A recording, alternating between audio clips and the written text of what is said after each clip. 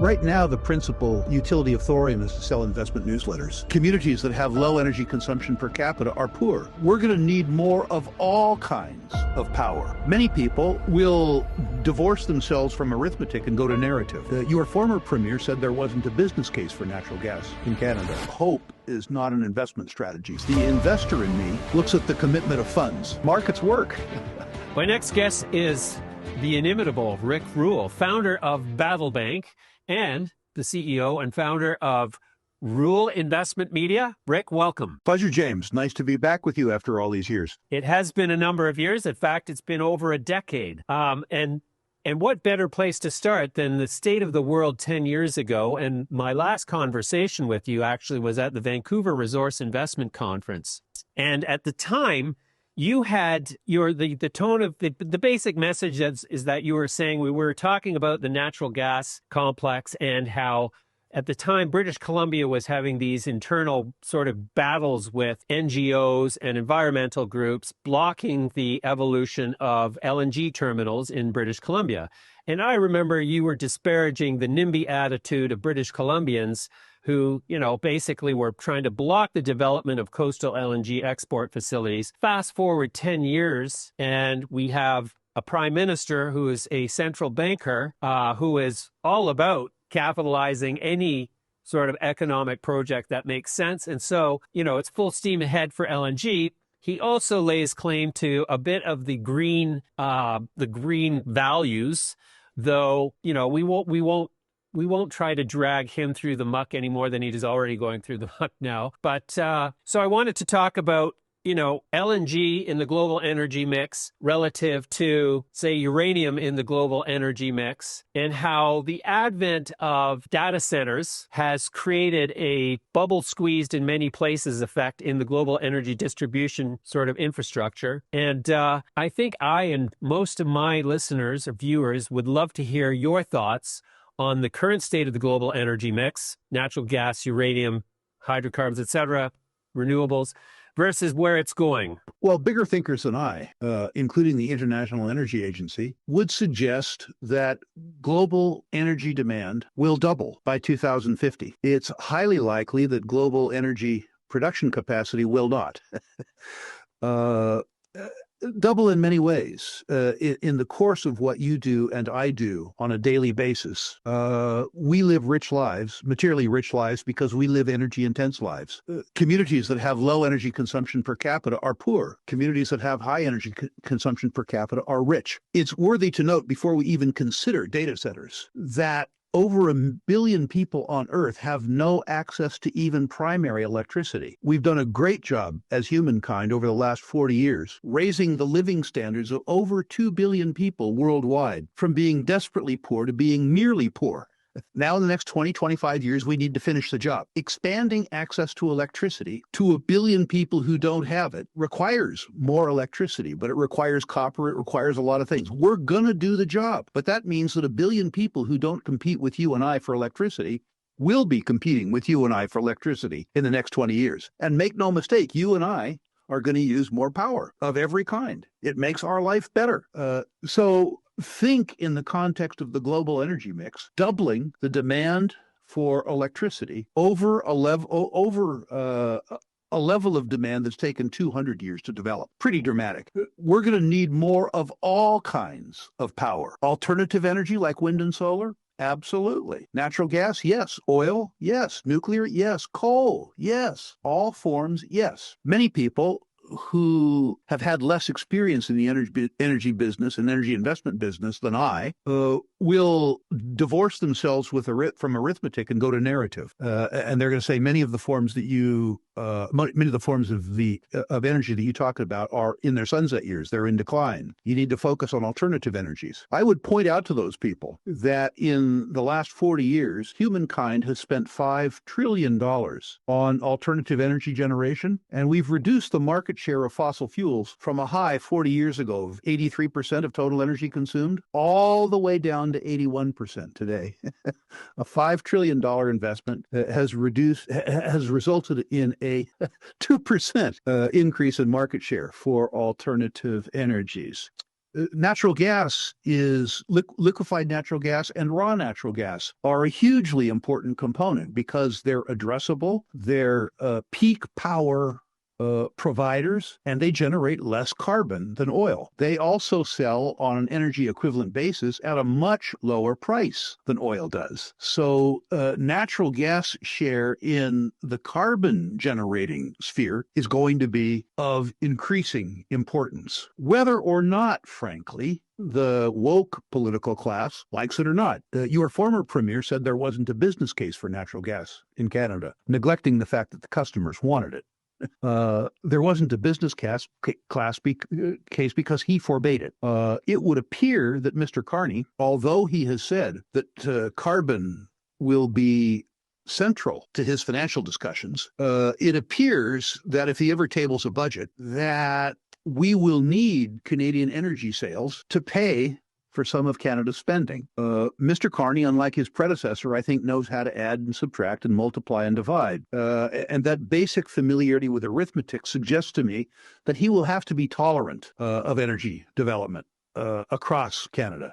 It's worthy to note that as a politician, while he's been hostile to energy, in his investment life at Brookfield, he was a major proponent of large conventional energy installations. So it would prove that at least he's flexible, and I think that bodes well for the future. What the data centers does is adds icing to an already fairly robust cake. Data, many people have suggested, becomes the new oil.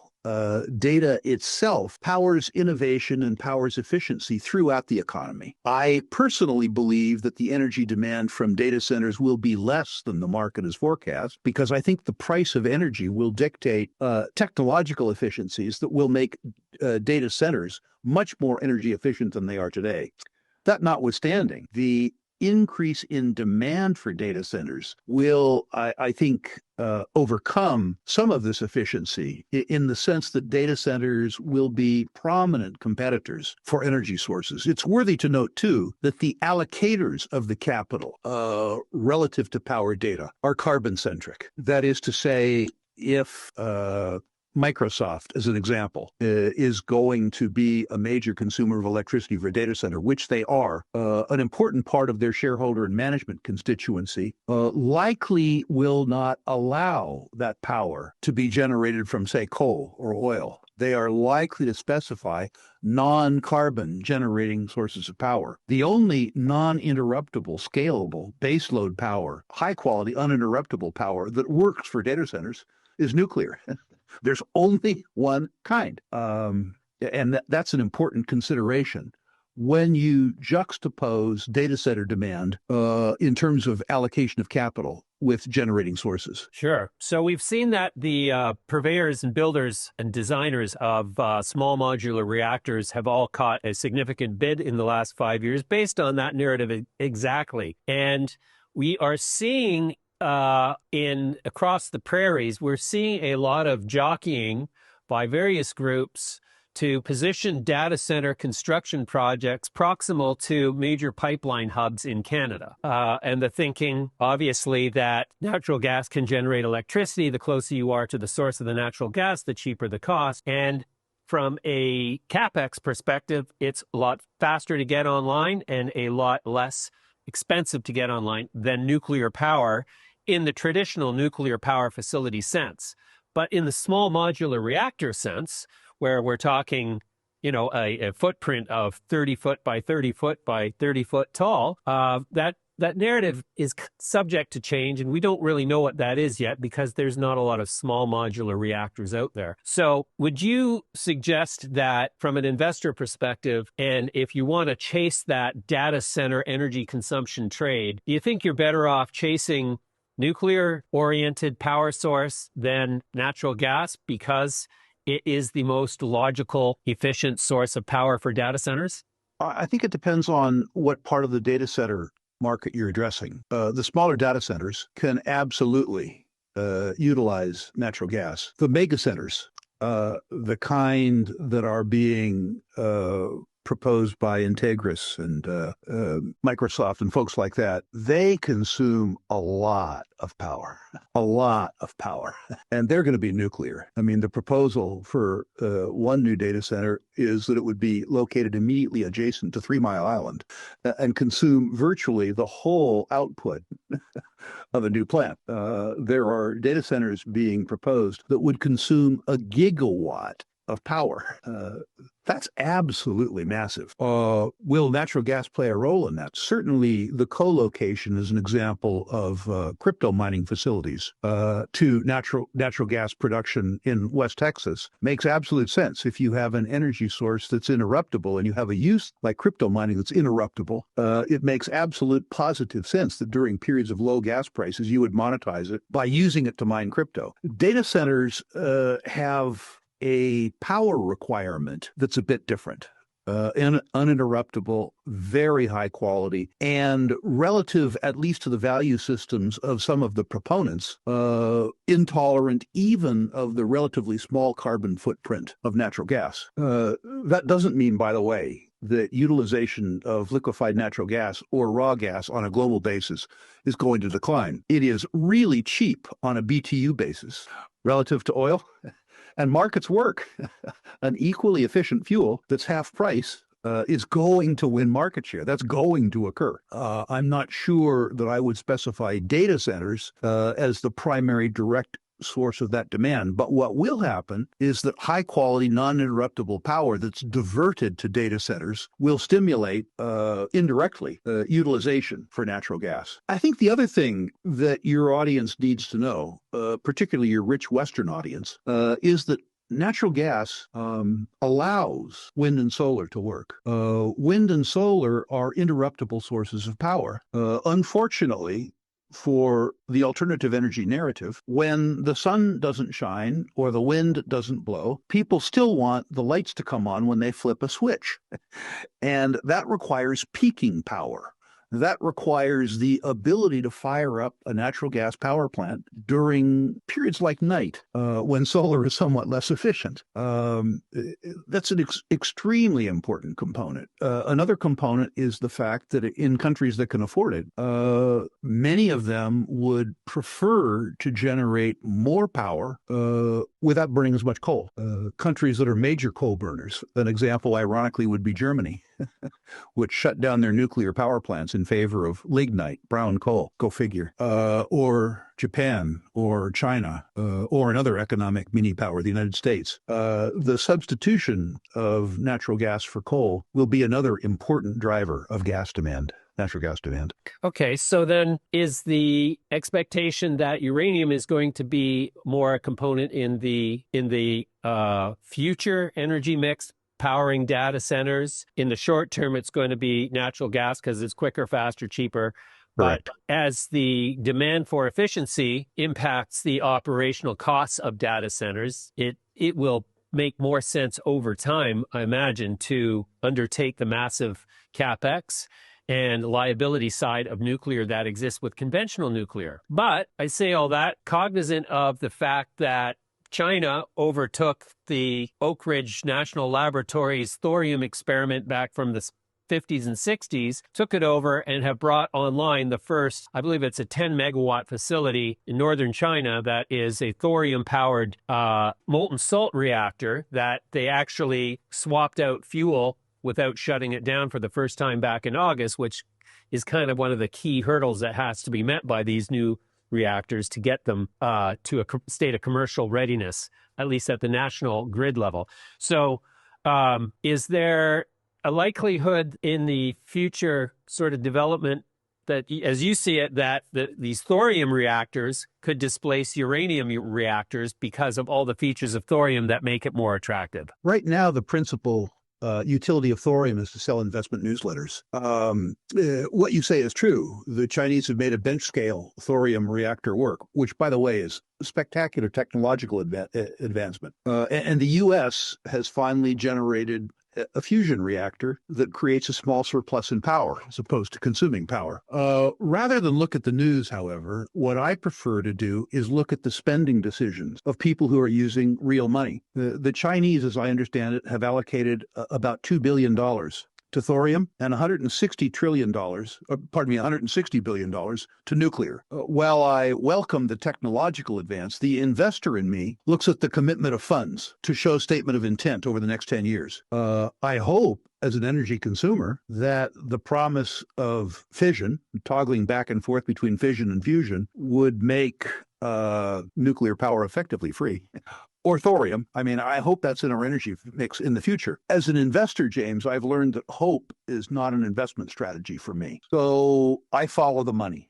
I follow the funded spending decisions. The world is building nuclear power plants like mad.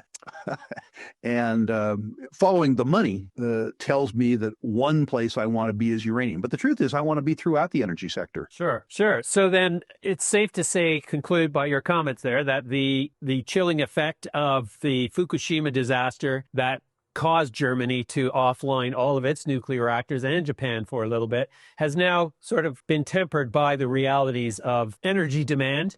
And so we've sort of, collectively said, well, it's like they could make airplanes where nobody gets hurt when they crash, but they'd be too expensive. And we have an acceptable level of risk mentality as a species where we say, a lot more people can fly if we make the airplane where the odds of a crash are sufficiently low that everybody's willing to take that chance. And the same applies to the energy matrix. It's like, yes, there are costs associated with massive hydrocarbon dependencies ecologically, but we understand that the advance of technology will mitigate those to some extent.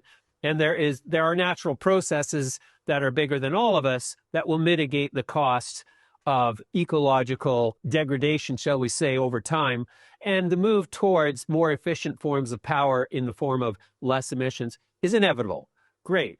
So in the meantime, uranium is a good investment. And in that context, do you invest it do you have uranium investments now? I do. The upside in uranium was inevitable. I didn't expect, frankly, the political tide to turn so decidedly in favor of nuclear. It wasn't that long ago, 5 or 6 years ago, when people like me, uranium investors and speculators, were socially and politically vilified. Now, these morons want to subsidize us. I have to say, I felt cleaner when I was vilified than now when I'm being subsidized. But the idea that the United States has progressed in 5 years from a period in time when uranium speculators like me might find themselves an unflattering poster of themselves on a post office wall, to the point today where the morons in Congress want to subsidize us, that's incredible. The groundswell of popular support on a global basis. Right after Fukushima, the Japanese public in polls was 85% opposed to nuclear power. In the most recent poll that I read, the Japanese public was 75% in favor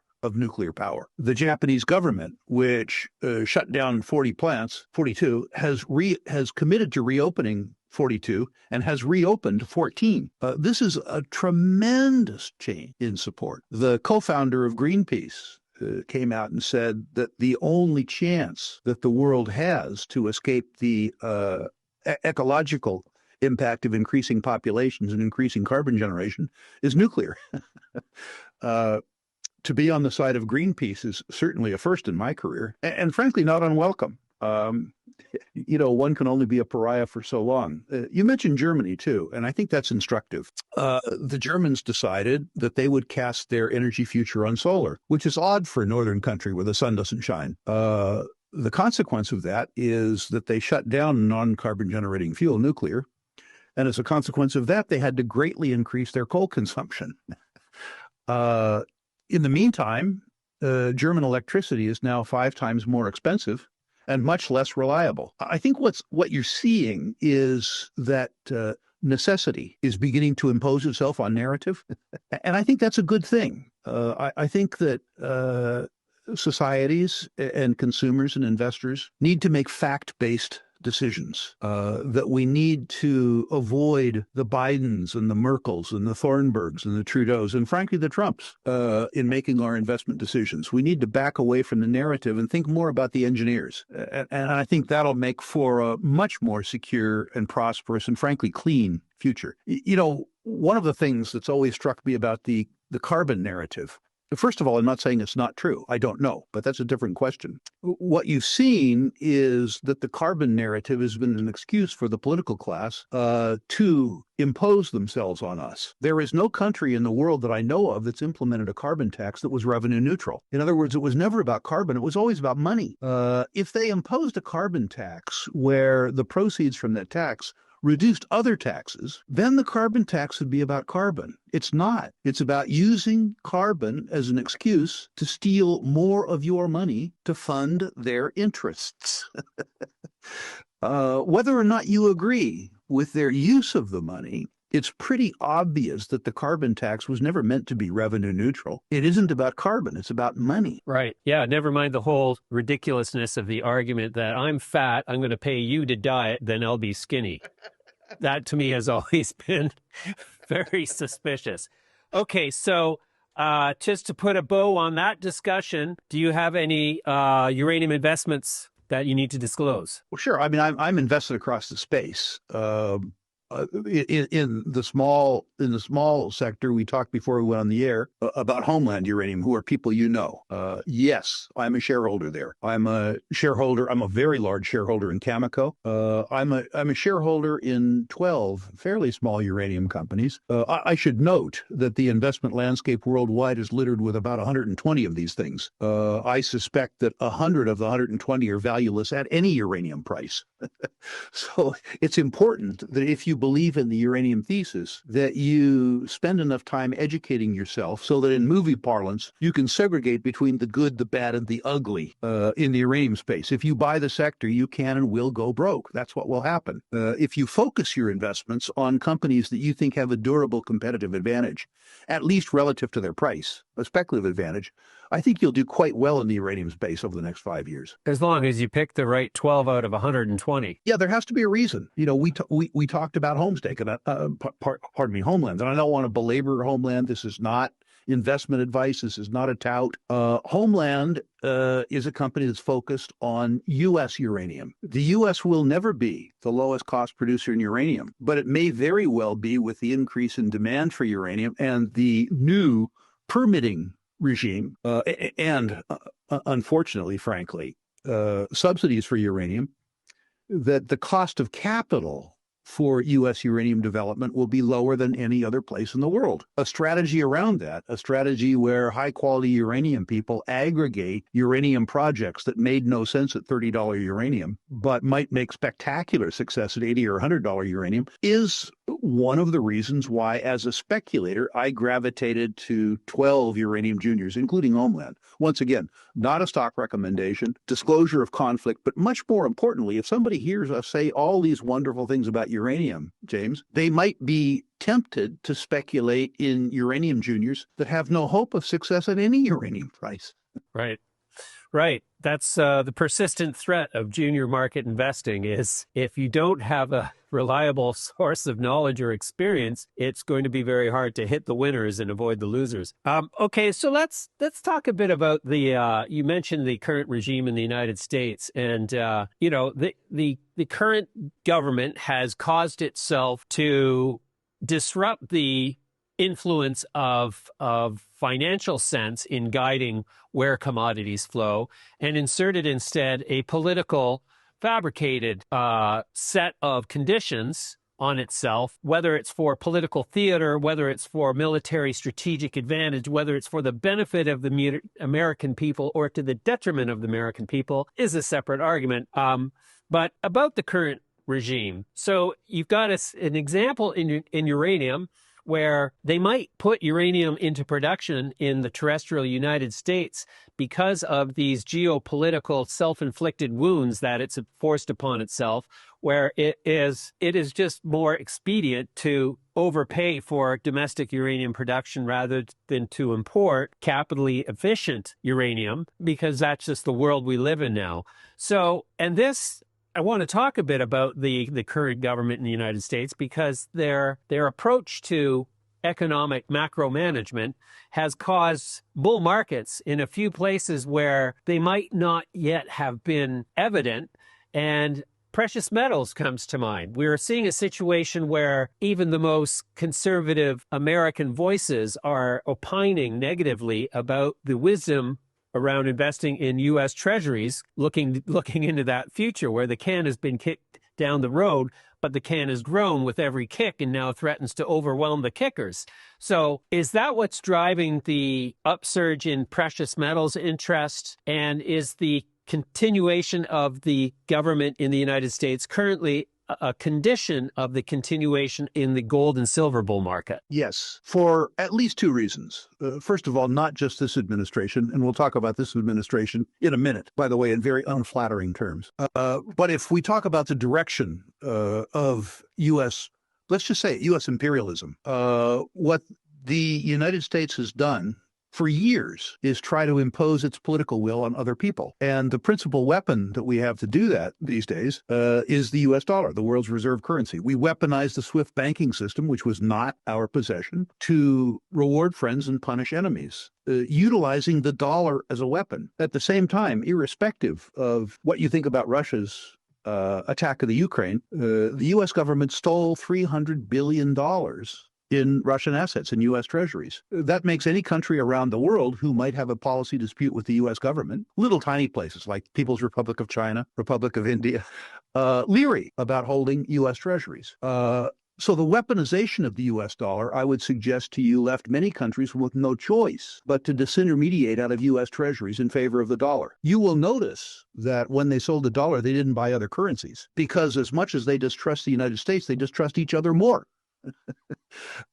They have gone to what is traditionally a medium of exchange that's simultaneously a store of value, rather than something that was merely a medium of exchange. The second part of the discussion, which you, I think, wisely alluded to, is that the U.S. Treasury is a bad deal. In, again, arithmetic sense, the U.S. 10-year Treasury, which remains the world's benchmark savings instrument, pays you a nominal yield of what, 4.6? In a currency that I would argue is devaluing at about 8% compounded. The U.S. government would like you to focus on the rate of inflation that's described as the CPI.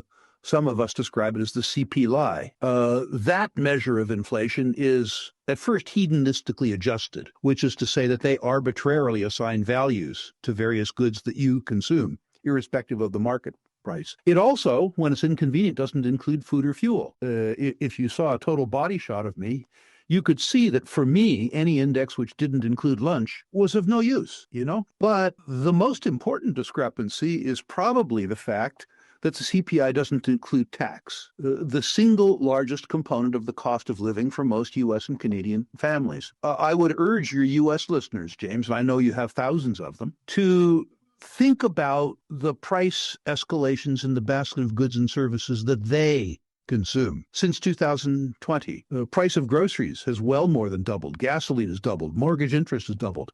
Health insurance has tripled. And they tell you that U.S. inflation is proceeding at 2.5% a year. I don't reckon. Now, here's where it comes to gold. If you are holding your savings in an instrument that's paying you 4.6, in a currency that's deteriorating at 8%, you aren't making 4.6. You're losing 3.4. There is nothing that would cause people to be concerned about the deterioration of their purchasing power in fiat instruments than a guarantee that if you buy a U.S. Treasury, you're going to lose 3.5% a year for 10 years. They guarantee you that if you give them $100,000, they give you back $60,000 in purchasing power. Now, we could do Trump if you want. Trump came into office with a promise to reduce government spending. His big, beautiful bill shows that to be a bald-faced lie. There's no way around it. Now, I understand he's a politician. You could tell when politicians are lying because their lips are moving. He's no different than the other. Whether or not you agree with the rage he expresses, the truth is that he was a budget buster and he wants lower interest rates. In other words, while the rate of inflation stays at 8%, he would prefer to pay you 3.9 as opposed to 4.6 on your 10-year Treasury. In other words, the policies that he espouses would worsen the negative real interest rates that you suffer. At the same time, he's instituted what can only be described as a jingoistic, nationalistic tariffs policy. Tariffs are taxes. Taxes are bad. All taxes are bad. Tariffs are taxes. He suggests to me with a straight face that when he imposes a tariff on the Canadian aluminum industry, that the Canadian producers are going to pay, not the U.S. consumers.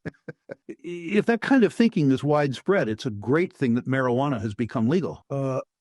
It is only the consumption of a narcotic that would allow that measure of thinking any legitimacy. At the same time, Trump and his ilk around the world, not just Trump, have been increasingly oriented towards confrontation and balkanization, when it was in fact the globalization of the world economy that led to the incredible growth of real GDP that the world has enjoyed. I'm not trying to suggest that there weren't victims of globalization. There were people in the United States and Canada both who had protected jobs, earning well above the wage rates that were prevalent for the jobs they did around the world.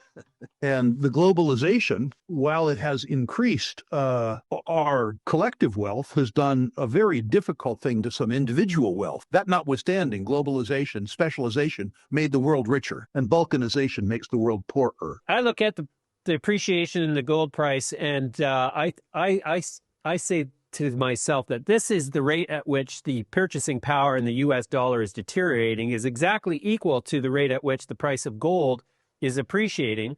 And as long-term gold enthusiasts, we'll call ourselves, that has largely been the case, where the price of gold has had a hard time reflecting the value of gold by virtue of this phenomenon called quantitative easing. Right. And 13 years ago, you and I had almost this exact discussion where you were making this exact same case for the fact that the U.S. dollar is in fact a liability and it's somebody's debt, whereas gold is not, it's not an instrument of payment, it's payment. And so that sort of wraps itself around this entire discussion we've been having today, where the capacity for delusion in the individual to believe in something that serves their interest and their desire, which might not be aligned, in fact, are often diametrically opposed, the interest and the desire, is the defect by which politicians are able to conduct their magic shows and their hocus pocus and tell you things that are bald-faced lies while representing the opposite in the reality through their actions. And so, moving this conversation right along, we now have this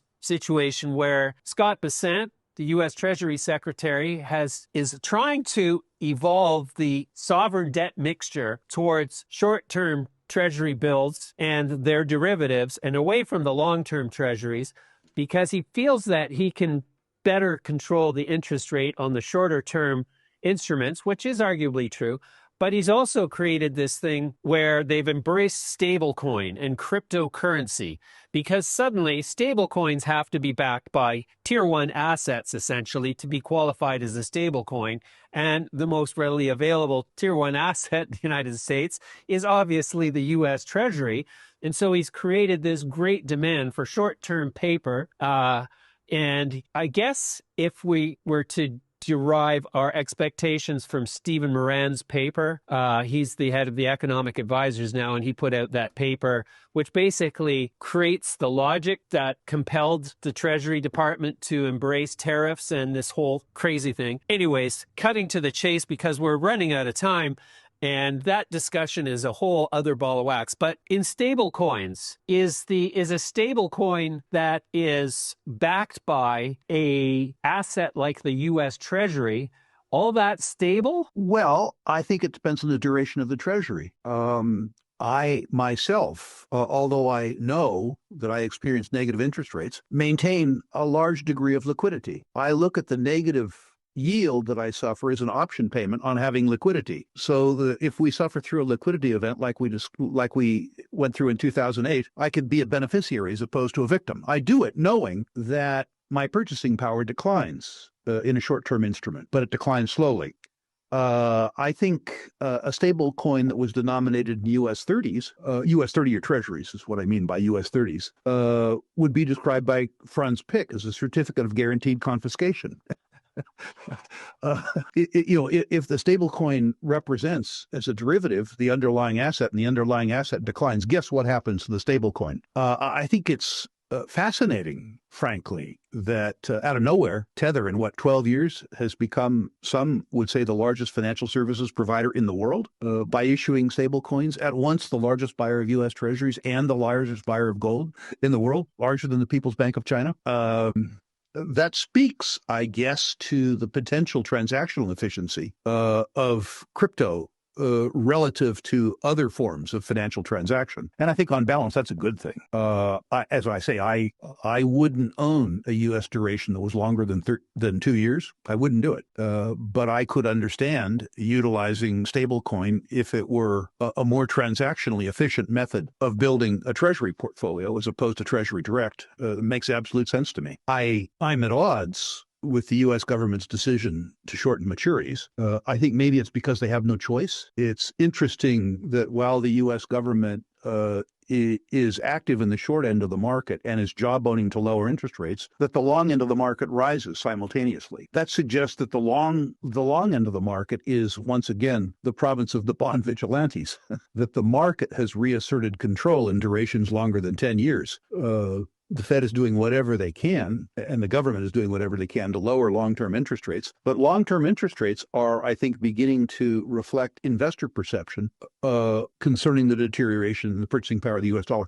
I should say, too, James, I didn't make this clear. When I talk about deterioration in the purchasing power of the U.S. dollar, I'm talking in an absolute sense, not a relative sense. I think that we'll have increasing currency fluctuations. I don't think that the U.S. dollar will do poorly relative to the Canadian dollar or the euro or the yen. I think it'll do poorly, absolutely. I think that the sins evidenced by the U.S. government are in ample supply globally. I don't think that we'll perform less badly than other countries will perform. Mm-hmm. Mm-hmm. So I'm not. Are you saying that stablecoin is something that should or should not be part of a tier one portfolio? For investors who understand stablecoin, where they can lower their transaction cost using stablecoin as opposed to holding the asset directly, absolutely. Absolutely. If you're the kind of gold investor who doesn't require holding physical gold in your own possession, but is willing to own a derivative, a call on gold, and trust the system to deliver that gold, the idea that you can transact in gold using stablecoin and have transaction costs that are below 0.1%, where physical gold transactions can cost you 5 or 6% going and coming, absolutely use the stablecoin if you trust the system. Many gold and silver holders want to hold physical gold and silver outside the system, and I respect that. For them, stablecoin isn't the right place. Similarly, if you want to hold treasuries and you are transacting in treasuries through a brokerage account where you have transaction costs relative to the size of the transactions are fairly high, and you can express that preference for treasuries in a stablecoin at lower transaction costs, by all means do it if you trust the balance sheet of Tether as a financial intermediary. Mm-hmm. So, brings me to the question, do you own any stablecoin? I don't. I'm not philosophically opposed to it. I'm an inadvertent Luddite. I don't understand the technology well enough to be comfortable with it. Right. Fair enough. Okay, Rick, and let's wrap it up with a quick overview of Battle Bank, because I think it's important that the audience understands that we are dealing with a bona fide banker here. And so a lot of this perspective is, contextualized by knowing what is Battle Bank, and it's not your first bank. No, it's not. When people vilify bankers, I can only remember that I was vilified as a uranium speculator 6 years ago. So I need to say at the outset, hopefully I'm redeemable. Battle Bank, James, is a bank that's built in the United States to service people like you and I and the people who listen to us. It's a very different bank in many regards. U.S. regulators suggest that a well-capitalized bank has equity at 7% of total assets, which is to say, 11 to 1 leveraged. I think 10% is better than 7. It's good arithmetic. The bank capital is meant to shelter the bank's depositors and the bank's shareholders in circumstances like 2008. And while I'm not certain that they're going to occur, I'm not certain that they're not either. Battle Bank is different too, in that we offer savers money market accounts and certificates of deposit in 20 currencies, not just the US dollar. For US dollar savings, we pay interest on checking. There's over $3 trillion in deposit in the United States that's earning no interest. If you are interested in interest, think Battle Bank. But our customer focus goes beyond that. We're the only bank in the United States that will offer up loans collateralized by your gold, silver, platinum, and palladium holdings in amounts less than $10 million. Several banks will do it with 10 million minimums. We'll do it with a $100,000 minimum. We consider gold and silver to be good collateral because we buy them ourselves. Another great thing about Battle Bank is that we believe that your IRA and solo 401k are just that. They're yours. At most financial institutions, an IRA or a 401k is really a receptacle for Wall Street's products, annuities, mutual funds, stuff like that. At Battle Bank, a self-directed retirement account can do things like buy a duplex or a triplex, owner-operated, buy a franchise, invest in private equity. In other words, you are your investment manager. No, you can't buy a shipment of heroin for resale. The activity that you engage in has to be legal. But beyond the requirement that it be legal, you are the boss. That's really what Battle Bank is all about. From a commercial viewpoint, Battle Bank prospers because we don't try to be all things to all people. We don't try to lend to 1,000 industries. We lend to natural resources and precious metals investors, industries that we know well. That gives us two advantages. We can understand the value of the collateral in the income statement from our borrowers because we know them, and it lowers our customer acquisition cost. I talk on interviews like this because I want to reach potential customers of Battle Bank without advertising.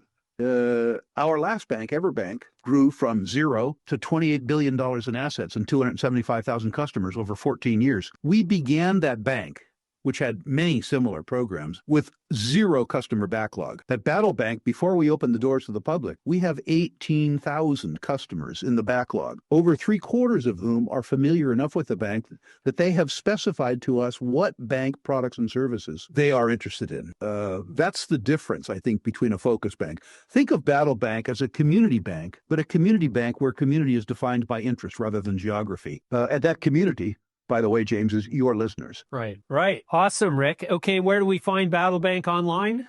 Battlebank.com, and you find me at ruleinvestmentmedia.com. Go to Rule Investment Media, list your natural resource stocks. I personally will rank them 1 to 10, 1 being best, 10 being worst, for free with no obligation. Please, no pot stocks, no crypto stocks, no bonds, no tech stocks, just natural resource stocks. Fantastic, Rick. It's an absolute enlightenment as usual. I appreciate your time. I look forward to talking to you again soon. I'll come back to you in due course. Thank you, sir. I appreciate it. Thank you. Bye for now.